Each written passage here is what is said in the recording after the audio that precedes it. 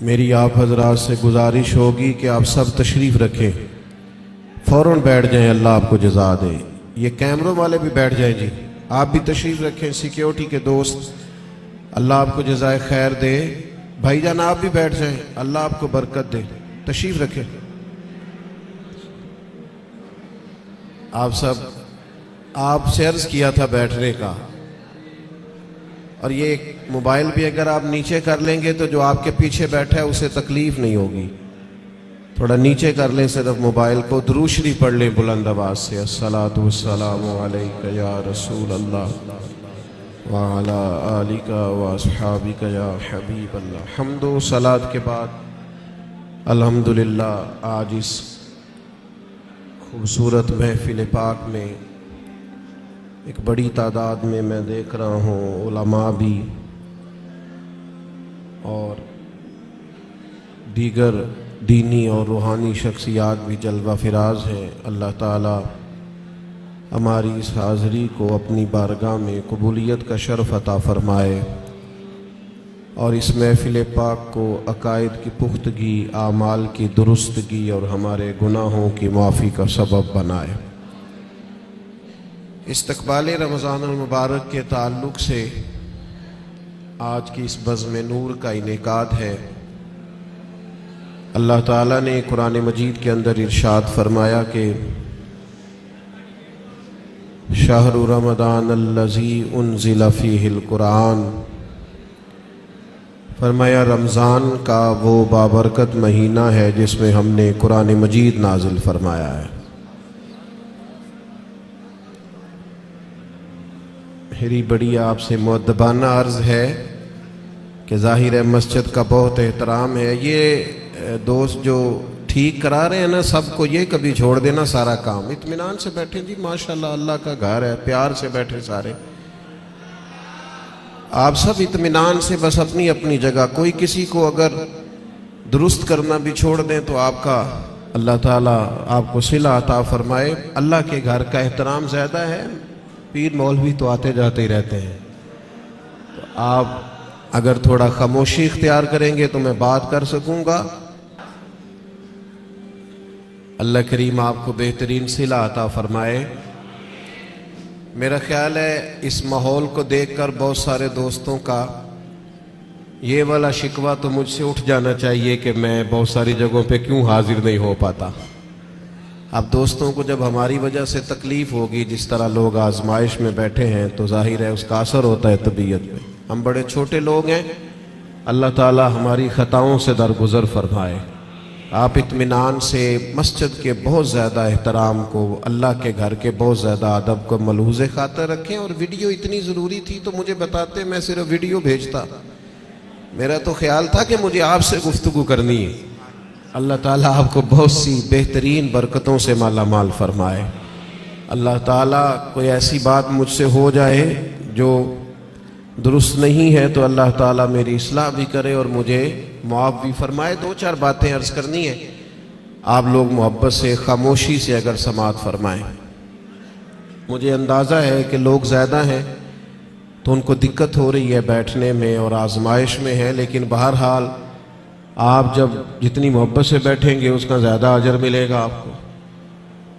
تو رمضان شریف کے تعلق سے چند ایک گزارشات آپ کی خدمت میں عرض کرنی ہے۔ اللہ کریم نے ارشاد فرمایا کہ رمضان وہ بابرکت والا مہینہ ہے جس میں ہم نے قرآن مجید نازل فرمایا ہے۔ میں یہاں آیا تو یہاں میرے لیے خیر کے جملے کہے گئے، اچھے لفظوں سے میرا استقبال کیا گیا، تو ظاہر ہے جو یہاں دوست بات کر رہے تھے وہ معتبر آدمی تھے، اچھے آدمی ہوں گے، تو آپ یقیناً یہ کہتے ہوں گے کہ ہمارے مولانا نے جس کے لیے اعلان جمعے میں کیا ہے اور کتنے سارے لوگ جس کو سننے کے لیے آئے ہیں شاید بڑا آدمی ہو۔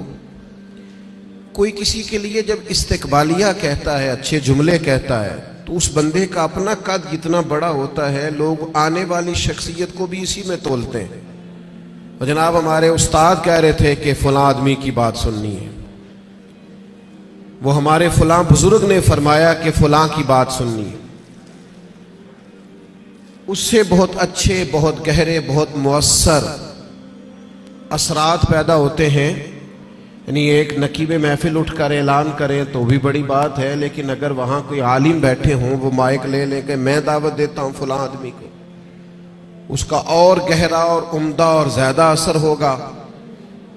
مثال دی ہے، بات سمجھ میں آ جائے۔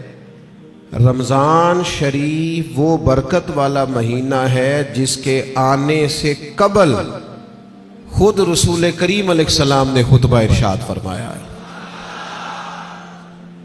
بخاری میں، مسلم میں، مشکات میں حضرت سلمان فارسی رضی اللہ تعالیٰ عنہ کی روایت موجود ہے۔ فرماتے ہیں نبی کریم علیہ السلام نے شعبان کے آخری دن اور رمضان سے ایک دن قبل ہمیں باقاعدہ خطبہ دیا، باقاعدہ۔ اور کریم محبوب علیہ السلام نے ہمیں رمضان المبارک کے فضائل سنائے۔ اگر ہم صرف اسی بات کو پیش نظر رکھیں نا کہ رمضان وہ مقدس مہینہ ہے جس کے آنے سے قبل محبوب خطبہ استقبالیہ ارشاد فرماتے ہیں، حضور فضائل بیان کرتے ہیں، ذہن سازی کرتے ہیں، لوگوں کو تیار کرتے ہیں کہ رمضان شریف آ رہا ہے۔ اور اللہ کے حبیب علیہ السلام نے اس خطبے میں ارشاد فرمایا، لوگوں تم پر ایک برکت والا مہینہ سایہ فگن ہونے والا ہے، اور وہ مہینہ ایسا سعادت والا ہے، ایسا برکت والا ہے کہ فرمایا اس میں تم اگر نفل پڑھو گے تو اللہ فرض کے برابر اجر عطا فرمائے گا، اور اگر تم اس کے اندر فرض ادا کرو گے تو اللہ 70 گنا تمہیں اجر عطا فرمائے گا۔ اب بات کو سمجھیں، رکھتے اتنی ہیں فرضوں کی، لیکن اس کا ثواب بڑھ گیا ہے۔ اوقات وہی ہیں نماز کے، لیکن ان کا ثواب بڑھ گیا ہے۔ اس کے لیے جو ضروریات ہیں، جو شرائط ہیں، جو فرائض ہیں، جو واجبات ہیں، جو سنن ہیں، وہ اتنی ہیں، لیکن اس کا اجر بڑھ گیا ہے۔ کیوں؟ اس لیے کہ رمضان المبارک میں اللہ تعالیٰ اپنے بندوں پر رحمت بہت فرماتا ہے، اللہ کی رضا ہے، اس کا فضل ہے۔ ذالک فضل اللہ یؤتیہ من یشاء، اور اللہ جسے چاہے اپنا فضل عطا کرے۔ محض اللہ کا فضل ہے کہ اس نے نوافل کا ثواب فرائض کے مطابق برابر کر دیا، اور فرائض 70 گنا بڑھا دیے۔ اب سمجھنے کی بات ہے، سمجھنے کی، کہ کسی شخص کو کسی چیز پر زیادہ نفع مل رہا ہو تو وہ توجہ کرتا ہے، وہ پھر باقی کاموں پر وقت نہیں لگاتا۔ وہ کہتا ہے چونکہ مجھے اب اس کام میں زیادہ، آپ 3 4 5 بزنس کرتے ہو تو جو بزنس آپ کو زیادہ نفع دے رہا ہو، جو زیادہ منافع بخش ہو، آپ اس کو زیادہ وقت دیتے ہیں، اور جس میں ذرا کم آمدن ہو آپ کہتے ہیں یار یہ ثانوی حیثیت کا کام ہے۔ اس کو کیا کرتے ہیں لوگ دوسرے یا تیسرے درجے پہ رکھتے ہیں، نفع بخش کام نہیں چھوڑتے، خود جا کے اس کاروبار پہ بیٹھتے ہیں جس کا نفع زیادہ ہو۔ اللہ کے حبیب صلی اللہ تعالی علیہ وسلم نے اپنی زبانیں فیض ترجمان سے خود رمضان کے فضائل بیان کیے اور بتایا کہ یہ تمہارے لیے نفع بخش اور سعادت افروز لمحات ہیں، اور عبادت پر ثواب بڑھ رہا ہے۔ کرنا کیا ہے کہ باقی کاموں کو ثانوی حیثیت دینی ہے، اور رمضان کی برکات کو ذرا پہلے درجے پہ رکھنا۔ ہمارے ہاں یہ ہوتا ہے کہ سارے کام ہی رمضان میں ہوتے ہیں، کپڑے بھی رمضان میں خرید لیں، درزی کے پاس بھی رمضان میں جانا ہے، جوتے خریدنے بھی رمضانوں میں جانا ہے۔ صحابہ کرام علیہم رضوان اللہ کے حبیب علیہ السلام کی مزاج کو بخوبی جانتے تھے۔ حضور کا باقاعدہ خطبہ دینا رمضان کی فضیلت میں، اور باقاعدہ اللہ کے محبوب علیہ السلام کا صحابہ کی توجہ مبذول کرانا، تو وہ سمجھ گئے۔ اب احوال میں لکھا ہے صحابہ کے کہ وہ کیا کرتے، اپنے سارے کام شعبان میں ختم کر لیتے، لین دین کا حساب بھی شعبان میں کر لیتے، اور جب رمضان آتا تو پھر وہ سارا وقت عبادت کو دیتے، پھر وہ سارے اوقات مرتب کرتے کہ وہ اپنا وقت اللہ تعالیٰ کی یاد میں گزاریں گے، نوافل میں گزاریں گے، عبادات میں گزاریں گے، اعتکاف میں گزاریں گے۔ کرنے کا کام یہ ہے کہ ہم ذہنی طور پر تیار ہوں، ہمارا مزاج بنے۔ توجہ ہے آپ کی میری بات پر؟ آپ زیادہ غور فرمائیے کیا عرض کر رہا ہوں۔ فرمایا کہ وہ اپنے سارے کاموں کو پہلے سمیٹ لیتے اور رمضان میں ان کی پوری توجہات، اللہ کرے آپ کی بھی توجہ ساری میری بات پہ ہو جائے، آمین تو کہہ دے۔ ایسا نہ ہو جب تک آپ انتظام مکمل کریں تب تک ہم چھٹی لے لیں آپ سے۔ اللہ تعالیٰ آپ کو برکات عطا فرمائے، آپ زیادہ غور کریں، ماشاءاللہ انتظام اچھا ہے آپ کا، اور آپ زیادہ پریشان نہ ہو، میں چھوٹا آدمی ہوں، شروع میں کہہ چکا ہوں، آپ سے اللہ رسول کی بات کرنے آیا ہوں، آپ زیادہ توجہ سے سنیں گے، طبیعت عمل کی طرف مائل ہوگی تو میرے لیے ذخیرہ آخرت بنے گا، تو آپ غور کریں بات پر، چھوڑ دیں باقی چیزوں۔ اللہ تعالیٰ آپ کو برکات عطا فرمائے، آمین تو کہہ دے۔ ہماری طرف دیکھیں پھر ادھر دیکھ رہے ہیں، کمال ہو گئی۔ اللہ تعالیٰ آپ کو جزائے خیر عطا فرمائے، برکت۔ جو استاد ٹائپ لوگ ہوتے ہیں نا، پڑھنے پڑھانے والے، وہ کہتے ہیں بچے کو میری طرف دیکھ، چاہے علی بات آسا بھی پڑھا رہا ہوں نا تو پورا دیکھے گا تو سبق کا مزہ آئے گا۔ اللہ تعالیٰ آپ کو برکات عطا فرمائے، جزائے خیر۔ اور ویسے بھی ہماری محفل میں ایک آدھ آدمی ہوتا ہے جس نے مجمع میں بھی لازمی بیٹھنا ہوتا ہے اور سارے انتظام بھی کرنے ہوتے ہیں۔ بھئی آپ کو بندوبست کرنا ہے تو آپ ادھر تشریف لے جائیں جہاں بندوبست ہو رہا ہے، اب یہاں بھی تشریف فرمائیں وہاں بھی تشریف فرمائیں، تو روحانیت سے ہی کام چلائیں، یہی زیادہ بہتر ہے۔ اللہ تعالیٰ آپ کو بہت سی برکتیں عطا کرے، سلامتی عطا فرمائے، اللہ تعالیٰ اس محفل کی سب برکات ہمیں نصیب کرے۔ تھوڑی تقریر کرنے والا آدمی ہوں تو چاہتا ہوں کہ سارا کام محفل کو درست کرنے میں ہی نہ لگ جائے، کچھ بات بھی ہو جائے۔ تو اگلی بات یہ ہے کہ رمضان میں کرنا کیا ہے، عبادات کون کون سی ہم نے زیادہ کرنی ہے۔ سب سے پہلے تو یہ سمجھ لیں کہ روزہ دار کا سارا وقت ہی عبادت میں ہے۔ اسے کہا گیا ہے کہ روزہ تیرے لیے ڈھال ہے، روزہ رکھنا بھی ہے، رکھنے کے بھی فضائل ہیں۔ محبوب فرماتے ہیں اللہ تعالیٰ اور اس کے فرشتے سحری کھانے والوں پر رحمتوں کا نزول فرماتے ہیں۔ نہیں آپ کھانا ہی کھا رہے ہیں لیکن کھانا کھاتے کھاتے آپ پر رحمت ہو رہی ہے۔ اور حضور علیہ السلام نے فرمایا، اور ہمارا اور دیگر مذاہب والوں کا فرق یہ ہے کہ ہم سحری کھاتے ہیں اور وہ بغیر سحری کھائے روزہ رکھتے ہیں، یعنی سحری کھانا، اس کو اللہ کے محبوب علیہ السلام نے کتنا درجہ عطا فرمایا۔ اب آپ نے روزہ رکھ لیا، روزہ ڈھال ہے، اس کو رکھنا بھی ہے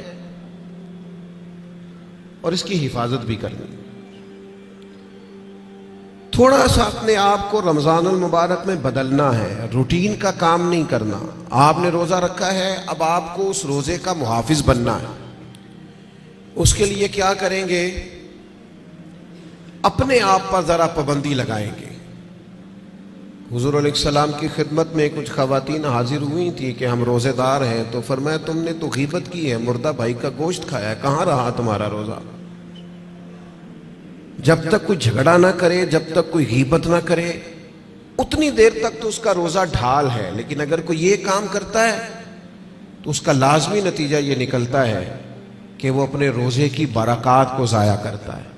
روزے کے محافظ بنے۔ اگر کوئی شخص ایسی بات بھی کرتا ہے تو اسے کہیں بھئی میں روزہ دار ہوں، اس روزے کے محافظ بنے۔ پھر رمضان المبارک کے اندر قرآن مجید کے ساتھ رمضان کا بڑا گہرا رشتہ ہے۔ جو آیہ کریمہ میں نے تلاوت کی، جو حصہ میں نے پڑھا، اس میں بھی فرمایا اللہ تعالیٰ نے شہر رمضان الذی انزل فیہ القرآن، یہ رمضان کا وہ مہینہ ہے جس میں ہم نے قرآن مجید کو نازل فرمایا ہے۔ ہمارا نا قرآن مجید کے ساتھ رشتہ آخر کس طرح کا ہونا چاہیے؟ اللہ کا فضل ہے، رمضان کے اندر آپ کو بہت حفاظ ملیں گے۔ اب ایسا نہیں ہے کسی جگہ کہ کوئی شخص یہ کہے کہ ہمیں قرآن مجید سننا تھا تراویح میں لیکن ہمیں حافظ نہیں ملا۔ یہ ہو سکتا ہے کسی حافظ کو مسجد نہ ملے، یہ ممکن ہے سنانے کا موقع نہ ملے، لیکن اللہ کا یہ احسان ہے کہ ایسا کوئی شخص نہیں۔ حفاظ بڑے ہیں، قراء بڑے بڑے اعلیٰ ہیں، قرآن مجید کے عالم، ترجمہ کرنے والے، تفسیر بیان کرنے والے، سمجھانے والے بڑی تعداد رکھتے ہیں۔ لیکن ہمیں ضرورت کن لوگوں کی ہے؟ ہمیں ضرورت ہے قرآن مجید کے عشاق کی، جو عشق کرے قرآن مجید سے۔ رکے بھیجتے ہو نا نعت خوانوں کو، بہت اچھی بات، فلاں نعت سنائیں، بہت اعلیٰ بات، ایک آدھ رکا کبھی بھیجا کرو نا، آج بڑا دل کر رہا ہے سورہ رحمان سنائیں، ایک آدھ رکا روانہ کرو نا اسٹیج کی جانب۔ کبھی جب قاری صاحب تلاوت کر رہے ہوں تو انہیں کہا بہت دل کر رہا ہے آج آج آپ نا ہمارے سامنے سورۃ الحجرات کی تلاوت کریں، یہ رکے بھی تو ہونے چاہیے نا۔ نبی کریم علیہ السلام کی خدمت میں عرض کیا گیا، یا رسول اللہ یہ فلاں شخص ہے نماز میں سورہ اخلاص بہت کثرت سے پڑھتے ہیں، تو محبوب نے بلا کے پوچھا آپ کو اور صورتیں نہیں آتی؟ انہوں نے کہا حضور آتی ہیں، پر سورہ اخلاص میں اللہ کی شانوں کا بیان ہے، مجھے پیاری بڑی لگتی۔ تو کریم نے فرمایا تم اس سے محبت کرتے ہو، امید ہے جنت میں بھی تمہیں ساتھ لے جائے گا۔ کسی ایک سورت سے بھی تو پیار کرے نا بھائی۔ وہ جو سورہ ملک پڑھتے تھے اور پھر قبر سے بھی ان کے سورہ ملک پڑھنے کی آواز ہی آ رہی، تو یہ والا پیار بھی تو کرے نا آپ۔ قرآن مجید کے ساتھ دلچسپیاں ہو، ذوق ہو۔ امام شافعی رحمۃ اللہ علیہ فرماتے ہیں کسی شخص نے پورا قرآن مجید نہ بھی سمجھا ہو تو اگر وہ صرف سورہ عصر کو سمجھ لے، انتہائی جامع، انتہائی مختصر، اور دین کا پورا مفہوم سورہ عصر میں بیان ہوا، اگر وہ صرف سورہ عصر سمجھ لے تو اس نے دین کے سارے مفہوم کو سمجھ لیا ہے۔ اور صحابہ کا اتنا مضبوط مزاج تھا ان باتوں پر کہ جب وہ کسی سے ملاقات کرتے، السلام علیکم ہوتی، تو اتنی دیر تک جدا نہیں ہوتے تھے جب تک سورہ عصر کی تلاوت نہیں کر لیتے تھے۔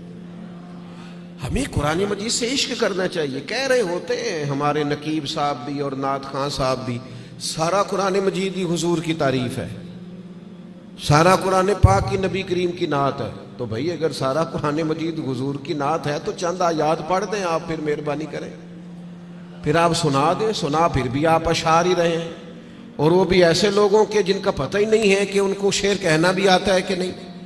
قرآن مجید سے دلچسپی پیدا کریں۔ حضرت ابو موسیٰ اشعری رضی اللہ تعالیٰ عنہ خوبصورت قرآن مجید پڑھتے تھے، تو حضرت عمر انہیں بلا کے فرمایا کرتے تھے ابو موسیٰ ذرا مجھے میرے رب کی یاد تو دلانا، تو وہ اشارہ سمجھ جاتے اور فوراً قرآن مجید کی تلاوت شروع کرتے۔ قرآن پاک سے پیار کریں، یہ رمضان کا قرآن سے خاص رشتہ ہے۔ مجھے نہیں پتا آپ بڑے شہر میں رہتے ہیں، میرا تو ایک چھوٹے سے علاقے سے تعلق ہے۔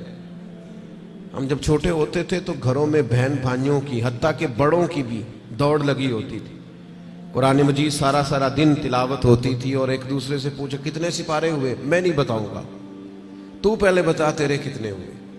اور اگر وہ پوچھنے کو آ جاتے تھے، دیکھنے کو آ جاتے تھے کون سا پارا پڑھ رہے ہیں، تو چھپایا جاتا تھا۔ لیکن کیا کروں میں کس درد سے یہ بات کروں۔ اب موبائل صرف جوان بیٹا ہی زیادہ استعمال نہیں کرتا، اس کا باپ بھی بہت استعمال کرتا۔ اب ٹیلی فون پر صرف بچے نہیں لگے ہوئے، ان کی اماں بھی بہت استعمال کر رہی۔ وہ عشق جو آپ کا قرآن مجید سے ہونا چاہیے تھا، جو ذوق قرآن پاک سے ہونا چاہیے تھا، پلٹ پلٹ کر قرآن مجید کی آیات کو پڑھنا چاہیے تھا۔ آپ نے جس قدر چیزیں اپنے موبائل سے لی ہیں، یاد کی ہیں، ذہنوں پہ بٹھائی ہیں، کاش آپ ایک ایک دو دو آیات ہم سارے یاد کرنی شروع کرتے، اصلاح لیتے، کہاں تک بات پہنچ جاتی۔ سیدہ طیبہ طاہرہ حضرت عائشہ صدیقہ رضی اللہ تعالی عنہ بیان فرماتی ہیں کہ نبی کریم علیہ السلام ہر سال رمضان المبارک میں قرآن مجید کا دور فرماتے تھے حضرت جبریل امین کے ساتھ، یعنی پورا قرآن مجید محبوب حضرت جبریل امین کو سناتے اور وہ نبی کریم کو سناتے، اور فرماتی ہیں جس سال حضور کا وصال ظاہری ہوا ہے اس سال 2 مرتبہ سرکار نے قرآن مجید سنایا، اور 2 بار سنا ہے۔ چلے یہ ذوق تو پیدا کریں، قرآن مجید سے اپنی دلچسپی پیدا کریں۔ 2 سپارے تو قرآن مجید کے روز ہمیں پڑھنے چاہیے۔ وعدہ نہیں لے رہا، ارادہ کرا رہا ہوں، 1 پارہ مسجد میں پڑھیں صبح۔ میری اپیل ہے کہ رمضان شریف میں موبائل کم استعمال کریں۔ آپ کے خبریں سننے سے اور تبصرے سننے سے ملک میں کوئی انقلاب بھی نہیں آئے گا، نہ پہلے آیا ہے۔ تبصرے ہونے سے کچھ نہیں آیا تو کیا نتیجہ ہے؟ کچھ بھی نہیں۔ میں جی خبریں سنتا ہوں، آپ 1 مہینہ خبریں بھی رہنے دیں، آپ کے جو تعلق کی بات ہے کوئی مجبوری آپ دیکھیں، باقی چھوڑ دیں، وقت قرآن مجید کو دیں۔ یہ سمجھ کر کہ ہمارے رسول پاک کا طریقہ ہے، کریم محبوب کا طریقہ ہے، قرآن مجید کو رمضان میں خاص وقت دیں۔ ایک پارہ مسجد میں پڑھیں، مسجد کا حق ہے، ایک گھر میں پڑھیں، گھر کو قبرستان نہیں بنانا۔ اور تراویح کا آپ ارادہ تو کریں کہ میں نے انشاءاللہ ایک ہی مسجد میں شروع کرنی ہے اور پوری 20 رکعت پڑھنی ہے اور اسی مسجد میں پورا قرآن مجید سننا۔ صرف ایک کام کیجئے گا، بیچ میں چھٹی نہ کیجئے گا، ورنہ اپنے آپ سے پوچھ لیں، جس دن چھوٹے ہوتے اسکول سے چھٹی کرتے تھے اگلے دن بھی چھٹی کرنے کو دل کرتا تھا، اور روٹین میں چلتے رہتے تھے تو کام روٹین میں پڑھو گے، ہر روز پڑھو گے اور کھڑے رہو گے تو کچھ بھی نہیں ہوگا۔ ایک دو دن میں انسان کی نفسیات ہے، ایک دو دن میں روٹین بن جاتی۔ آپ ایک دن اٹھیں صبح 5 بجے، تھوڑا مشکل ہوگی آپ کو، بار بار موبائل بجے گا، دوسرے دن بھی شاید تھوڑی مشکل ہو، تیسرے دن موبائل بجے بغیر آنکھ کھلے گی، روٹین بن جاتی ہے آدمی۔ آپ پابندی سے قرآن مجید سنیں رمضان شریف میں، تراویح میں، کچھ بھی نہیں ہوگا۔ بہت گرمی ہوتی ہے، بہت مشکل ہوتی ہے، اور خدا کے بندو، جو قوم کئی کئی گھنٹے امیگریشن کی لائنوں میں لگی رہتی ہے، جو پاسپورٹ اور شناختی کارڈ کے دفاتر میں کھڑی رہتی ہے، وہ قرآن مجید کے لیے کھڑا ہو کے تو دیکھے اللہ کی رحمت کتنی نازل ہوتی ہے۔ وہ کوشش کرے تو صحیح۔ آپ کو شرعی عذر ہے، کسی کو کوئی ایسی تکلیف ہے، بیماری ہے، معاملہ الگ، قرآن مجید سے اپنا ذوق پیدا کریں۔ ہمارے ایک استاد صاحب تھے، پیر سید مراتب علی شاہ صاحب رحمۃ اللہ علیہ، حضور شیخ الاسلام خواجہ قمر الدین سیالوی کے وہ خلیفہ تھے اور حضرت محدث اعظم پاکستان رحمۃ اللہ علیہ کے شاگرد تھے۔ تو میں نے ان کو دیکھا کہ وہ جب بہت ضعیف ہو گئے تھے، اس حالت میں بھی وہ بہت عرصہ انہوں نے خود قرآن مجید سنایا، تو حافظ کے پیچھے کرسی پہ بیٹھتے تھے۔ بہت بڑھاپا تھا، ظاہری طور پر کمزوری تھی، پر جو قرآن مجید سے ان کا پیار تھا وہ بڑا انوکھا تھا۔ قرآن مجید سے محبت پیدا کریں، ذوق پیدا کریں۔ اور میں آپ سے عرض کروں، آپ کا جو بچہ بڑا چھوٹا ہے نا، 2-2.5 سال کا ہے، بچی بڑی چھوٹی ہے، آپ قرآن مجید لے کے گھر میں بیٹھ جائیں، انشاءاللہ وہ بھی پارہ لے کے آپ کے قریب آ کے بیٹھ جائیں گے۔ آپ یہ کریں، آپ دیکھیں انقلاب آتا ہے۔ تیسرا کام جو ہم نے رمضان شریف میں کرنا ہے وہ ہے ایک دوسرے کا خیال رکھنے کا کام۔ رمضان غمخواری کا مہینہ ہے، اپنے اخراجات کم کریں، اپنے ارد گرد خیال کریں۔ حضرت عبداللہ ابن عمر رضی اللہ تعالیٰ عنہ فرماتے ہیں کہ حضور تو ہمیشہ ہی بانٹا کرتے تھے، پر رمضان میں جو نبی پاک کی سخاوت ہوتی تھی، حضور اس طرح بانٹتے کہ دونوں ہاتھوں سے تقسیم فرماتے۔ رمضان المبارک میں سخاوت کا مزاج بدلیں۔ ہمارے ہاں بھی سخاوت ہوتی ہے، آپ کا نہیں مجھے پتا، ویسے ہمارے ہاں آئمہ مساجد کو جو جوڑا دیا جاتا ہے نا سوٹ سینے کے لیے، وہ 27ویں رمضان کو باز لو۔ آپ کے ہاں کب دیتے ہیں؟ وہ 27ویں کو اس لیے دیتے ہیں کہ درزی کوئی پکڑتا نہیں نا، پھر سی کے نہیں دے گا، بغیر سلا دیتے ہیں 27 کو، تاکہ کہیں امام سلوا نہ لے اور پہن ہی نہ لے۔ اب کون درزی پکڑے گا؟ آپ نے کہیں راشن دینا ہے یا کسی کو تحفہ دینا ہے تو وہ آپ رمضان سے پہلے دیں، اور علماء سے تصدیق کرا لینا، رمضان کی نیت کر کے رمضان سے پہلے بھی دے دو گے تو رمضان جتنا ہی اللہ اجر عطا فرمائے گا۔ اللہ کے بندے قبل از وقت کسی کو دے، اور مہربانی کریں، لوگوں کو لائنوں میں لگانے کا شوق نکال دیں طبیعت سے۔ جب رب نے ہمیں دیا تھا تو لائنوں میں کھڑا کر کے نہیں دیا تھا۔ یہ کیوں شوق پیدا ہو گیا؟ پتہ ہے مومن کی عزت کتنی ہے؟ اللہ کے حبیب علیہ السلام نے فرمایا مومن کی عزت اللہ کی بارگاہ میں بیت اللہ سے بھی زیادہ ہے۔ ترمذی میں حدیث۔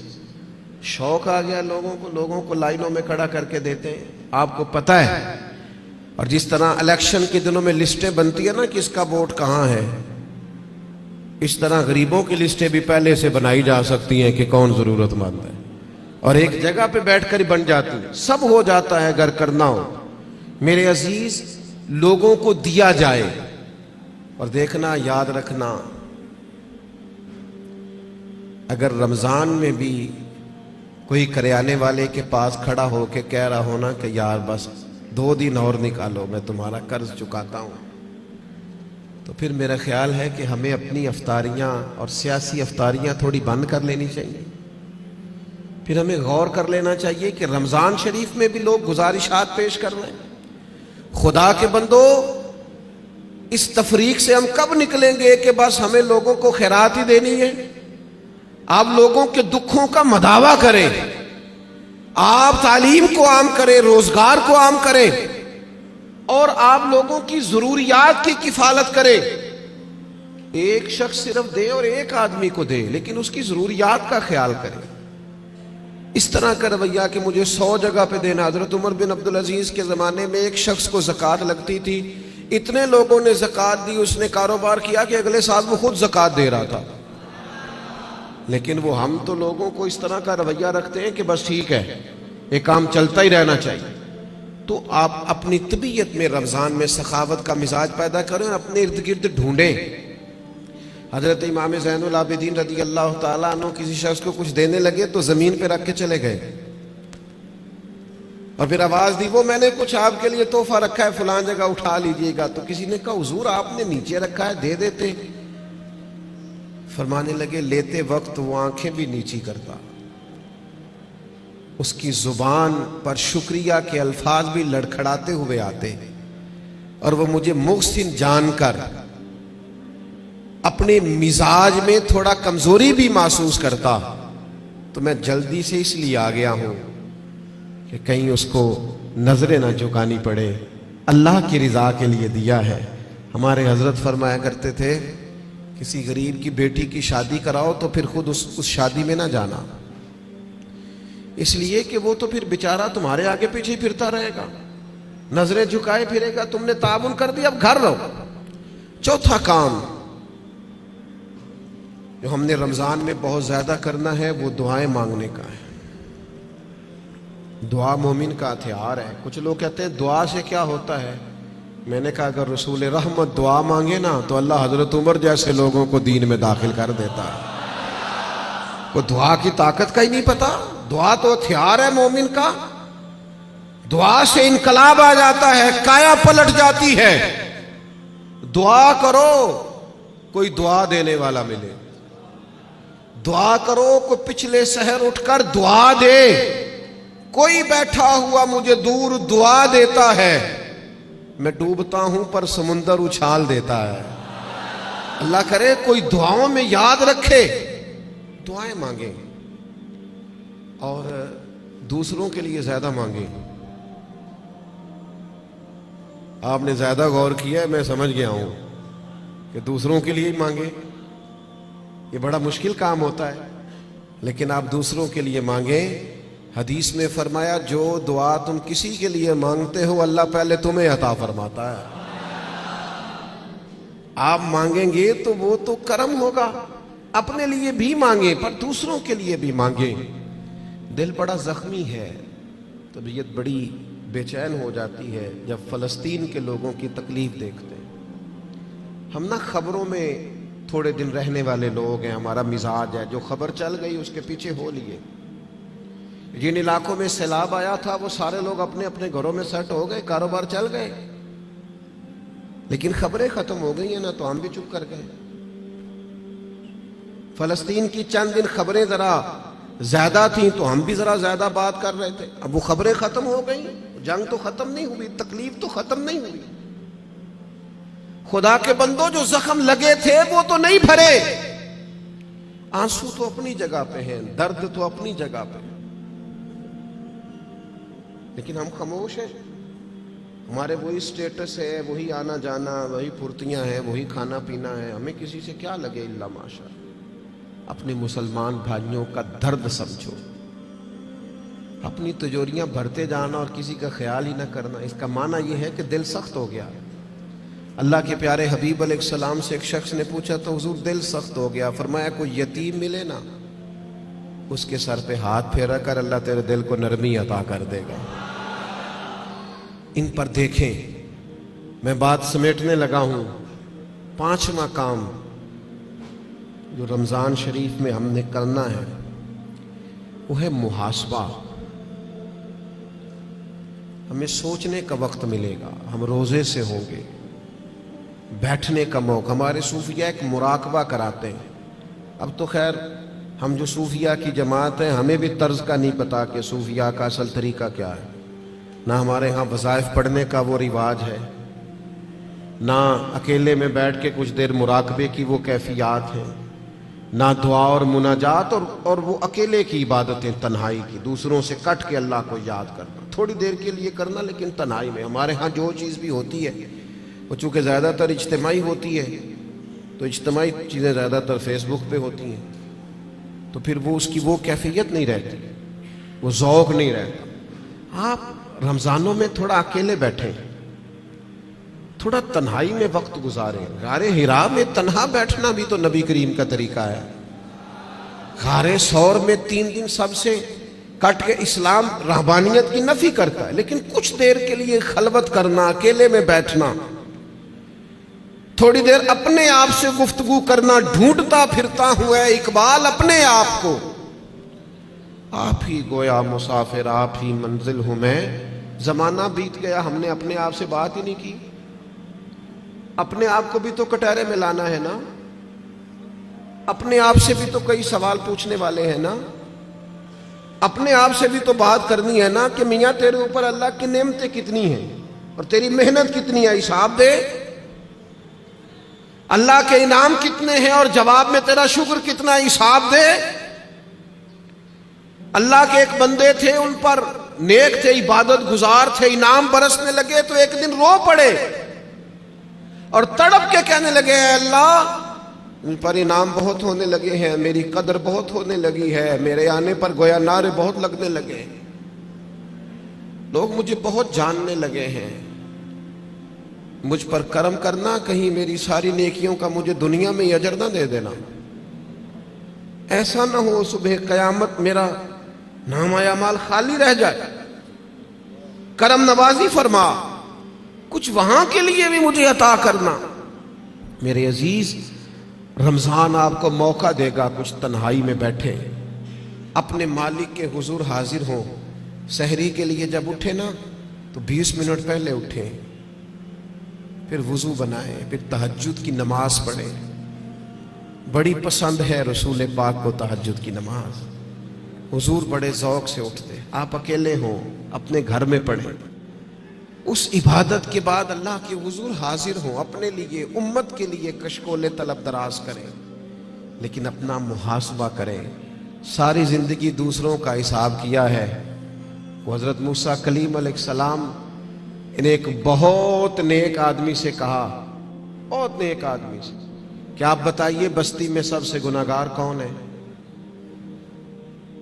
تو اس نیک آدمی نے اپنے گلے میں رسی ڈالی اور حضرت کلیم کے ہاتھ میں تھما کے عرض کرنے لگے حضور کچھ لوگوں کا مجھے خیال تھا کہ شاید ان میں کچھ غلطیاں ہوں، پر ان کی غلطیوں کا مجھے صرف شک تھا، اپنی غلطیوں کا تو مجھے یقین ہے نا، تو مجھے طے ہے نا میں نے کی ہے، تو میں ہوں سب سے بڑا گناہگار. تو آپ فرمانے لگے پتہ تمہیں درجہ کیوں ملا؟ یہ تمہاری جو عاجزی ہے اسی نے تمہیں درجات عطا کی. اپنے آپ سے تو مدتوں ہو گئے ہم نے اپنے آپ سے کبھی بات ہی نہیں کی. ہم تو دوسروں کی تربیت اور اصلاح کر رہے ہیں، اپنے آپ سے تو کبھی گفتگو ہی نہیں کی. کچھ وقت اپنے آپ کو دیں، اپنے ساتھ کلام کریں. بزرگوں کے طریقے تھے کہ وہ کچھ لمحے رات کو تنہائی کرتے، اللہ کے حضور حاضر ہوتے، وقت بتاتے. ہم سارے اب مجالس کے، محافل کے، آنے جانے کے، اٹھنے بیٹھنے کے قائل ہیں، اکیلے آئے ہیں دنیا میں. جب جانا ہے تو پھر اکیلے جانا ہے. قبر سے لے کر قیامت کے قائم ہونے تک تنہا رہنا ہے. تو تھوڑی سی تنہائی تھوڑی دیر کے لیے کرنا شروع کریں نا اللہ کی بارگاہ میں. تو یہ 5 باتیں آپ کی خدمت میں نے رمضان کے تعلق سے عرض کی ہیں. ایک گزارش میری آپ سے اور ہے بات ختم کرتے ہوئے، یقیناً آپ توجہ کریں گے. اپنی زندگی سے تنقید بہت زیادہ نکال دیں. ہماری نہ کچھ آنکھیں زیادہ کھل گئی ہیں جو زیادہ ہی تنقید. اللہ کے بندے ہیں ہم سارے. اس قدر زیادہ میں تنقید سننے لگا ہوں. اصلاح کرنا، میں ابھی حرم شریف گیا تھا، میں نے واپس آ کے بھی دوستوں سے کہا، وہاں بھی کچھ دوست کہتے ہیں وہ دیکھو وہ کیا کر رہا ہے.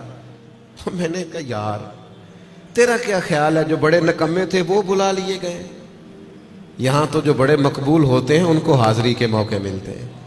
ہر جگہ غلطیاں ہی ڈھونڈتے ہو، صرف گفتگو کے موضوعات ہی تلاش کرتے ہو. اللہ کے بندوں کی خوبیاں بھی تو دیکھو نا. کم از کم ایک ماہ ایسا ضرور گزارے جس میں صرف خیر تلاش کریں، اچھائیاں تلاش کریں، تھوڑی دیر کے لیے صرف نظر کریں لوگوں کی جو اعمال کی غلطیاں ہیں. عقیدہ تو چلو ایک بنیادی چیز ہے، تو میں عرض کروں گا تنقید والی زندگی اور ہر وقت کمزوریاں ڈسکس کرنا. ہر وقت آپ کو پتہ ہے سیدہ عائشہ صدیقہ فرماتی ہیں حضور کی طبیعت کے مطابق اگر کبھی کھانا نہ ہوتا تو چھوڑ دیتے، لیکن کبھی اس میں سے نقص، تو جو رمضان میں بھی جھگڑے ہی کرے اور نقص ہی بیان کرے اور ہر جگہ کے بیان کرے تو اس نے فلسفہ کیا سمجھا. تو یہ 5 چیزیں جو میں نے آپ کی خدمت میں رکھی ہیں، میں امید کرتا ہوں آپ اس پر توجہ کریں گے. اللہ کے حضور دعا ہے مالک ہماری اس حاضری کو قبولیت کا درجہ عطا فرمائے. اتنی بڑی تعداد میں آپ آئے، اللہ ایک ایک پہ اپنا فضل فرمائے اور اہتمام کرنے والے حضرات کو بہترین جزا عطا فرمائے. وما علینا الا البلاغ.